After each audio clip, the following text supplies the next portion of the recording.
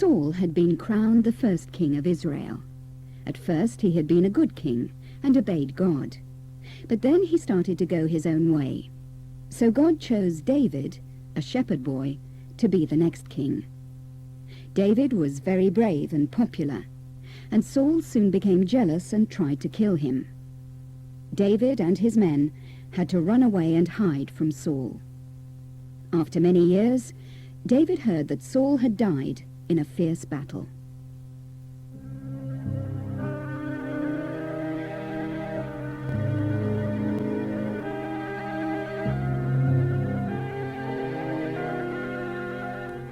Sometime after Saul's death, David asked God if he should go to Judah. He was wondering what would happen now that Saul was dead and there was no king. The Lord told him to go to Hebron. There, the tribe of Judah anointed David as king. But meanwhile, the general of Saul's army, a man named Abner, had made one of Saul's sons, a man called Ishbosheth, king of Israel. For the next 2 years, the men of Judah followed David, and the men from the other Israelite tribes followed Saul's son. Leaders of the two armies agreed to meet around a lake at Gibeon. Abner's army lined up along one side of the lake, while David's lined up on the other. Abner called out to David's general, Joab, "Choose 12 of your best fighting men, and they can fight 12 of mine." "All right, let them do it," Joab answered. But when the men fought against each other, not one survived, so no one could be declared the winner. Then the two armies fought against each other in a fierce battle, and David's men won. Only 20 of David's men were missing, but 360 of Abner's men had been killed. The war between the family of Saul's followers and David's followers lasted a long time. David's followers grew stronger and stronger, while Ishbosheth's army grew weaker and weaker. General Abner of Ishbosheth's army was a great general. As the war went on, even though his army was losing, Abner fought with great courage and cunning. Yet even though he was such a great general, there came a time when Ishbosheth accused him of being a traitor. Because of that, Abner, who was popular with the soldiers and people of Israel, decided to go over to David's side. "This war has lasted far too long," he thought. "Wasn't David the one the Lord promised would be king after all? I will help David become king over all Israel." So Abner sent messengers to David, asking him to make peace. David agreed, and the two men met. The only condition David made with Abner was that Abner should find and return David's first love, Michal, the daughter of Saul, and bring her back to David. Abner agreed. He took Michal away from her second husband and brought her to David. When he'd done this, Abner met with the leaders of Israel and reminded them of how David had been the Lord's choice as king all along. "Let's make him king now," Abner said, and the others agreed. But when Abner had left David's home with a guarantee of safety, David's general Joab returned from a raid and was furious. Abner had killed one of Joab's brothers in the fighting, and Joab wanted revenge on Abner. Joab ran to David and said, "That was the enemy Abner. How could you just let him go like that?" Joab thought he'd been spying.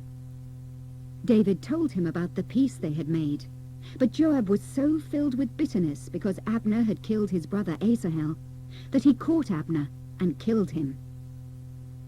When David heard the news, he was very angry and told everyone he had nothing to do with the murder. He mourned for Abner and made all the men feel sorry about Abner's death. After this, Ishbosheth, the son of Saul, whom Abner had made king, was murdered in his sleep. The men who did it came to David with the head of the king, hoping for a reward. But David was furious with them for killing one of Saul's sons, even if he had been an enemy. "You killed a sleeping man on his own bed," David said. "So now you too must die." After Ishbosheth had died, all the tribes of Israel went to David and said, "We're all part of the same family. Even while Saul was king, you were the one who led us. We've heard how the Lord told you, 'You will lead my people Israel, and you will become their ruler.'" Then all the leaders of all the Israelite tribes made David their king. After David had become king, he chose the fortress of Jerusalem to be his city. At that time, Jerusalem was just a small town. Even so, it was well protected and would be very hard to capture. The Jebusites, who lived in Jerusalem, laughed at David. "Ha! You couldn't even fight the blind and crippled of Jerusalem, let alone us." But David had the blessing of God. When he and his men captured Jerusalem, they made it the royal city of Israel and Judah. When the Philistines heard that David was king, they called all their troops together so they could attack him. David asked the Lord what he should do. God told him, "Attack, and I will give you the victory." David did as God said, and won the battle. Again the Philistines gathered to attack David. When David asked the Lord what he should do, the Lord said, "Do not attack right away, but circle round behind them. When you hear the sound of marching in the tops of the trees, move quickly, because that will mean the Lord has gone in front of you to strike down the Philistine army."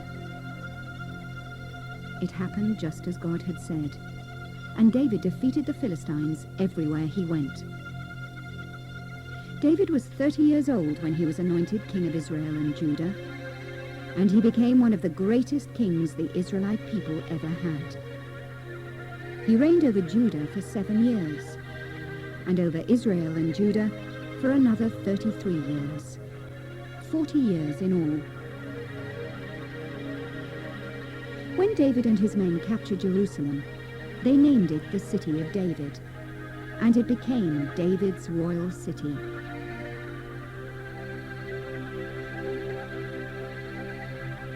The king of Tyre heard that David was king and sent his best carpenters and stonemasons to help David build a palace in Jerusalem. When David saw the men building a fine palace of cedar wood and marble, he realized that God had indeed made him king. He thanked God and prayed for God's guidance in all that he did. In all this time, David had not forgotten about the Lord's covenant box, which contained the commandments God had given to Moses. David decided it was the right time to bring it to Jerusalem. Then Jerusalem would be the place of worship, as well as the royal city. David got 30,000 of his best men to go with him to Judah, where the covenant box had been ever since it had been returned by the Philistines. The Philistines had captured the covenant box, but had not been able to cope with the power of the Lord which surrounded it. Together, David and his men brought it back towards Jerusalem. On the way, one of the oxen that was pulling the cart stumbled. In order to make sure that the covenant box didn't fall out of the cart, one of David's men put out a hand to steady it. But only the special priests were allowed to touch the covenant box, so God struck this man dead. David was angry with God for this, and grew afraid of his power.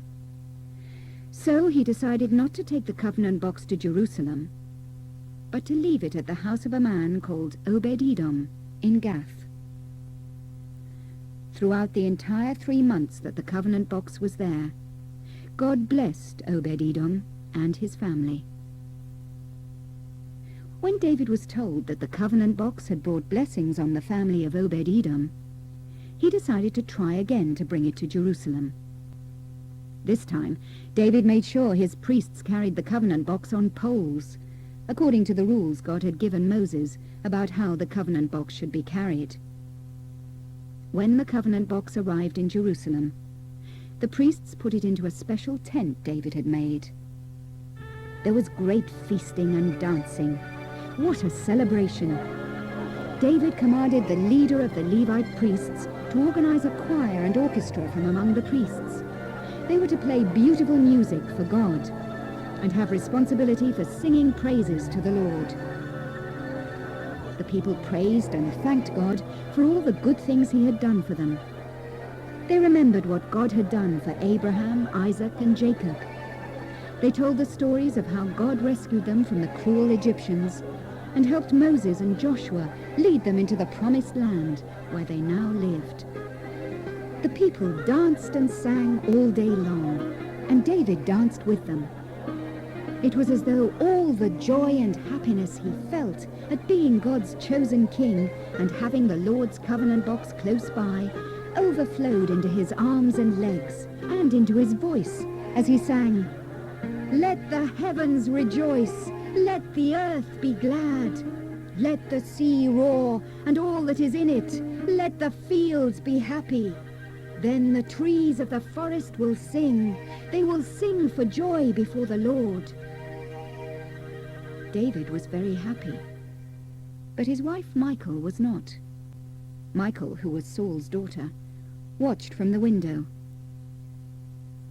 "Why is David acting like a fool?" she thought to herself. That night, when she saw David, she told him she was ashamed of him. "Didn't the king make a fool of himself today?" she said. "I danced and sang to honor the Lord," David said, "and I will do it again."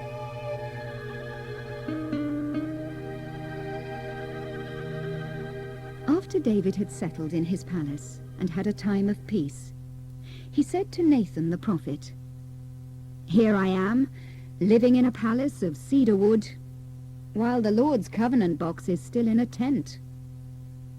Nathan said, "Whatever you have in mind, go ahead and do it, for the Lord is with you." But that night, the Lord spoke to Nathan, "Go and tell David I have no need of a house. I have been moving from place to place with the Israelites.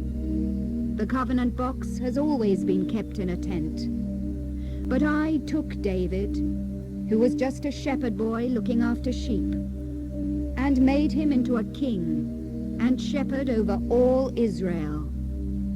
I am going to build a house for David. That house will be his family. I promise that David's family, his kingdom, and his throne will last forever." God told Nathan that one of David's sons would be the one to build a house or temple for God. "I will love that son and will never stop loving him," God said.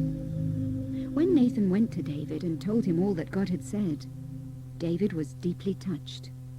He sat down and prayed, "Who am I that the Lord should do all this for me and my family in the future?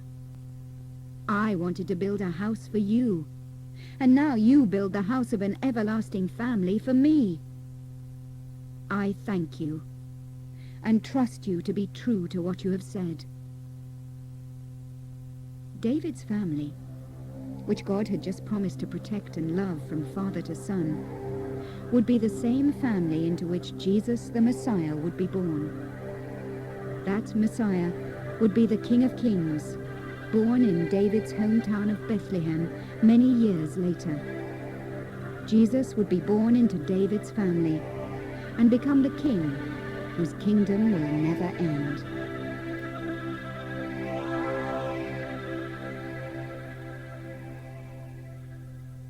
One day, David was thinking about his best friend Jonathan, who had died in the battle against the Philistines.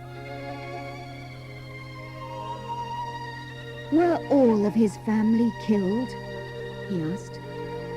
Isn't there anybody left? Tears came to David's eyes as he remembered that day when he and Jonathan had promised to be friends for life and always be kind to each other's families. Word went out that King David was looking for members of Jonathan's family. One of Saul's old servants was brought to David. This servant was called Ziba. Ziba said, "There is still one son of Jonathan's left. He is crippled in both feet." "Where is he?" the king asked. The servant told David, and the king sent for the boy. When Mephibosheth, Jonathan's son, came before King David, he was frightened. He knew his father and David had been the best of friends, but he also knew that his grandfather Saul had tried to kill David. Mephibosheth had not had an easy life. When his father was killed by the Philistines, Mephibosheth had only been 5 years old. His nurse had hurried to get the boy to safety once she heard his father and grandfather were dead. But in the nurse's hurry, she dropped the boy, and he became crippled for the rest of his life. Because he couldn't walk well, Mephibosheth could not work in the fields. His only way of making a living was to beg.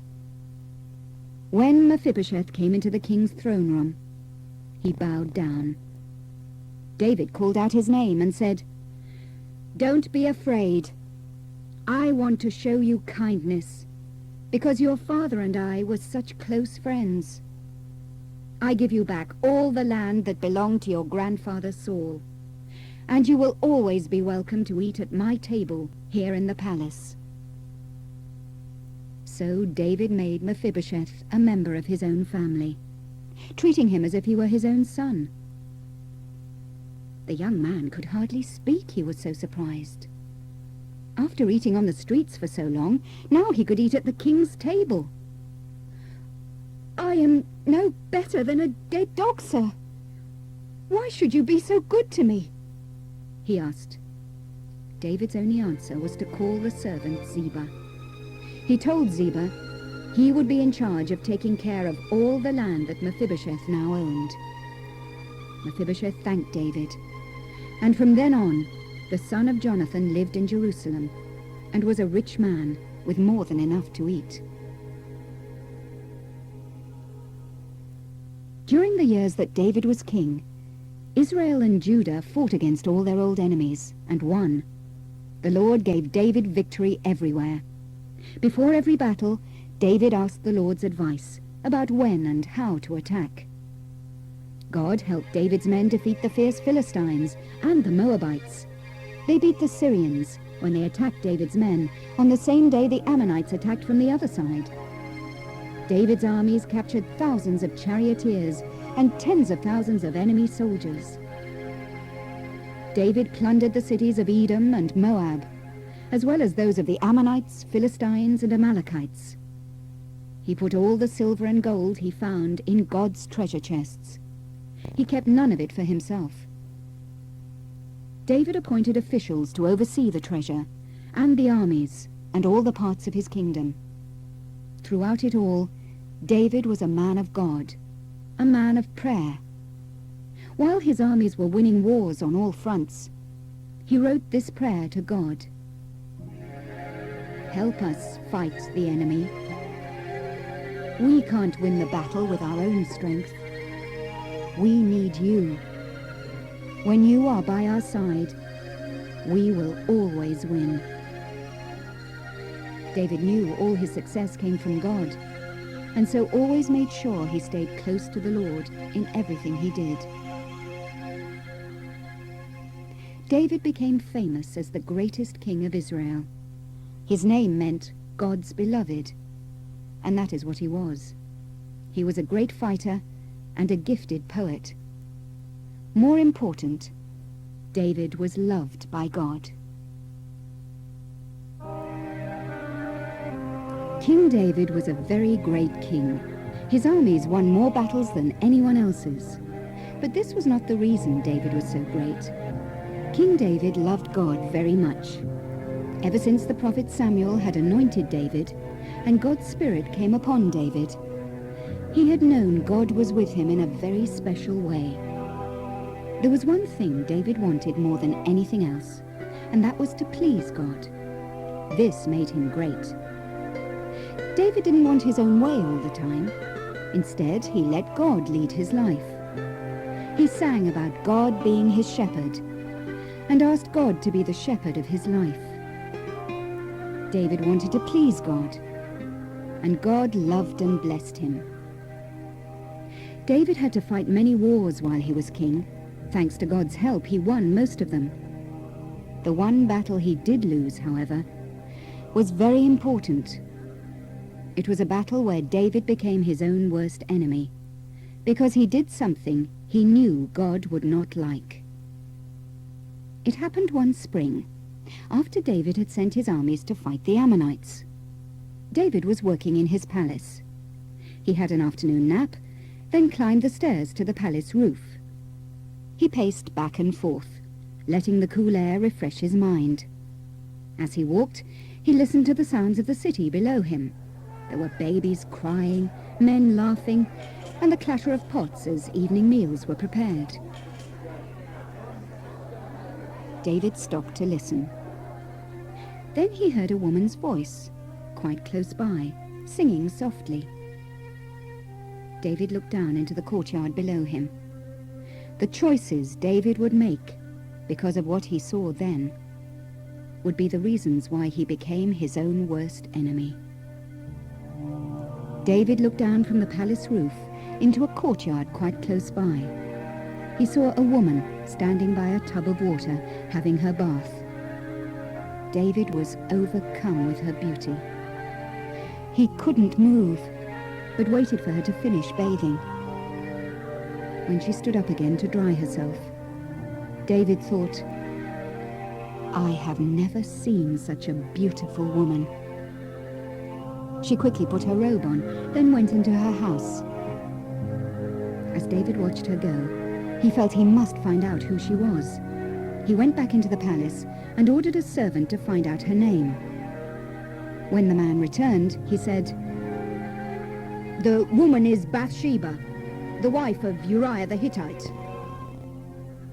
Uriah the Hittite was one of David's special guard, one of his most trusted fighting men. David thought for a moment. Uriah was away, fighting the Ammonites. He struggled between what he wanted very much and what he knew God would want him to do. He did not ask God's help in deciding what to do. Instead, David made his own choice. He sent messengers to get Bathsheba and bring her to the palace. When they brought her in, David motioned for the servants to leave. He could do nothing but look at Bathsheba. He found her so beautiful.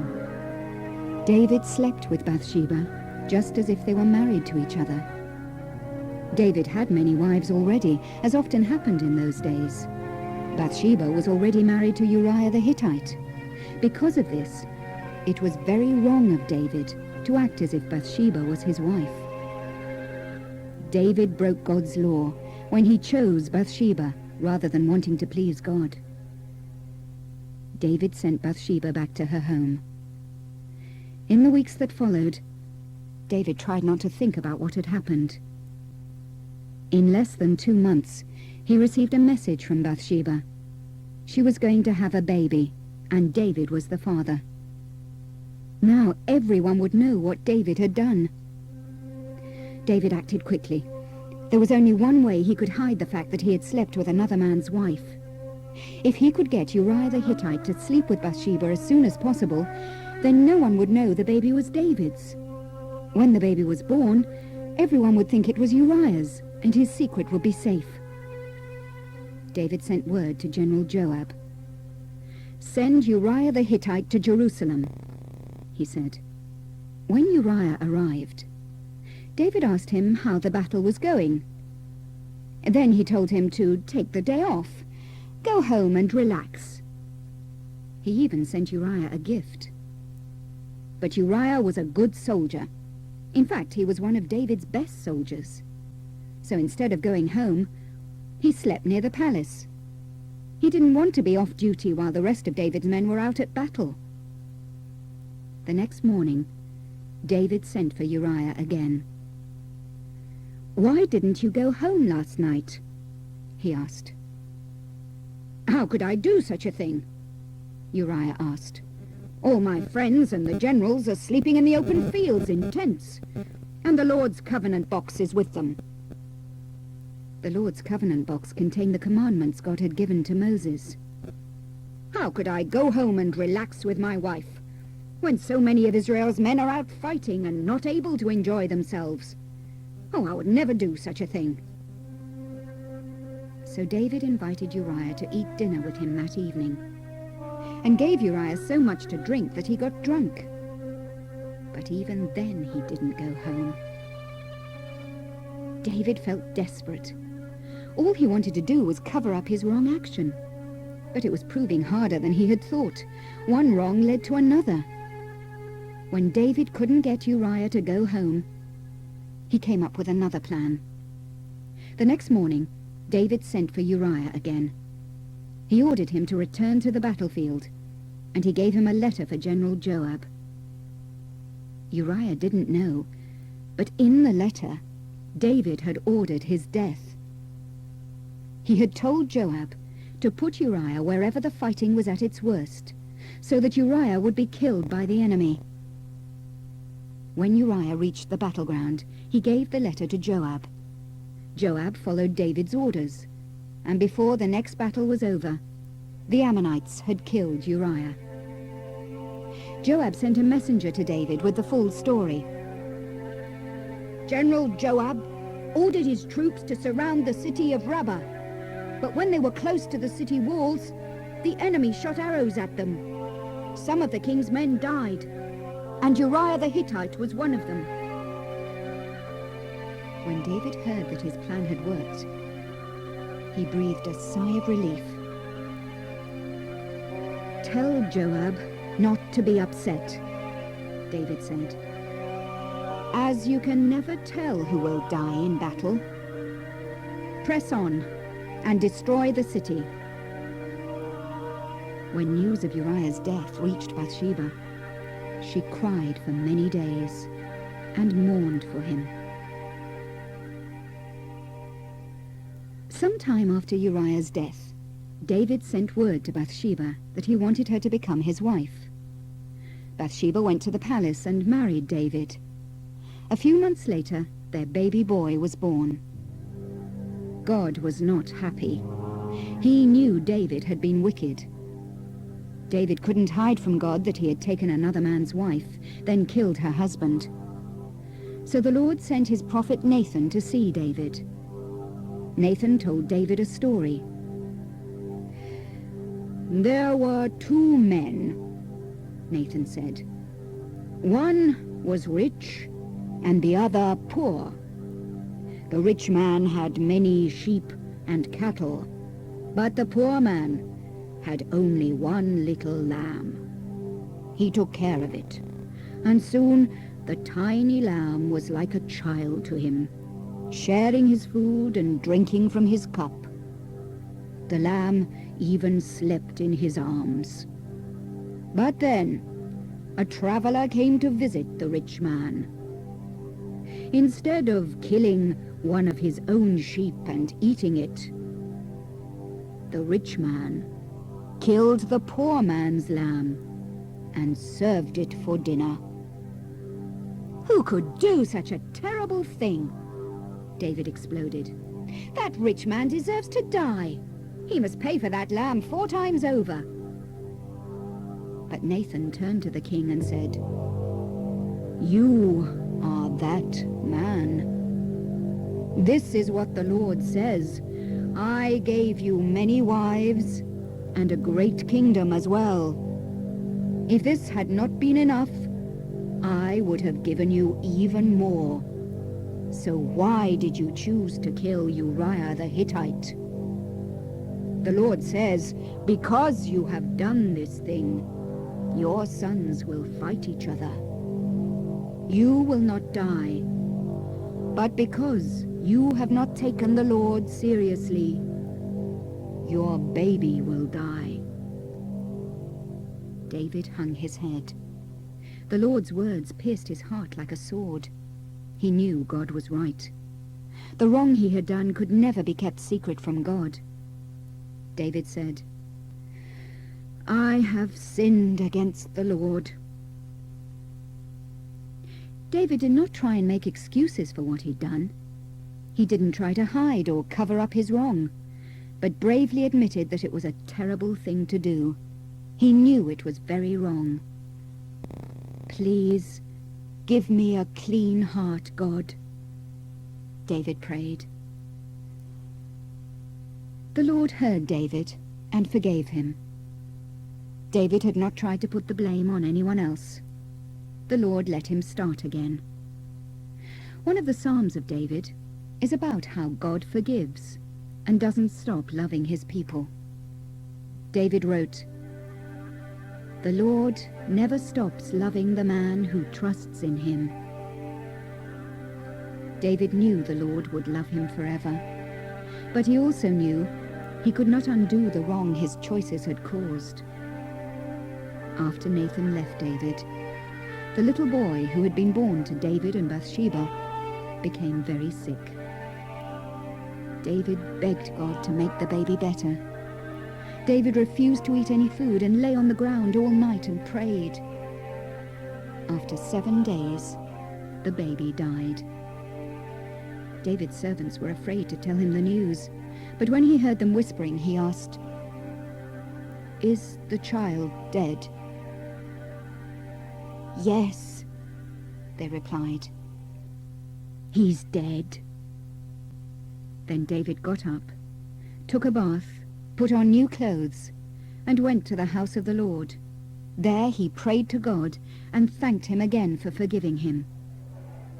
When David returned to the palace, he sat down and ate a hearty meal.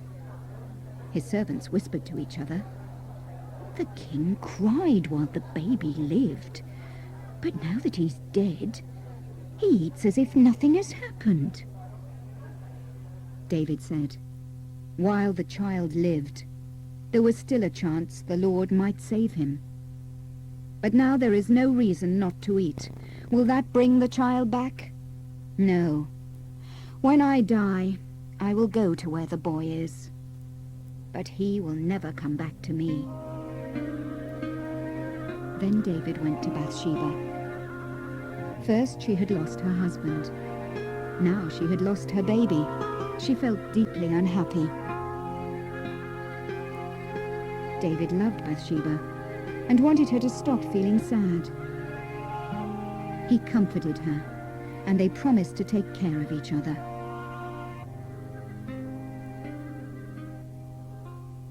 After this, Bathsheba became pregnant, and she and David had another child. It was a boy, and they named him Solomon, which meant peaceful. The Lord chose Solomon to be very special. He sent word through Nathan the prophet that the baby should also be called Jedediah, which meant loved by the Lord.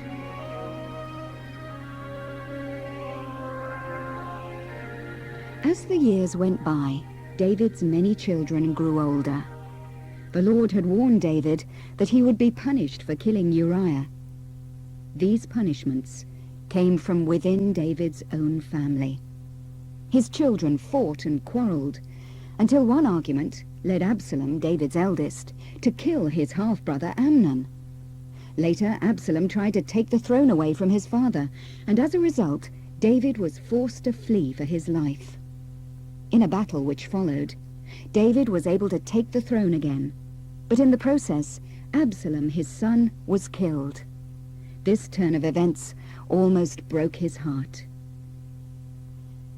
These years were very difficult and sad for David, but God loved David very much, and David loved God.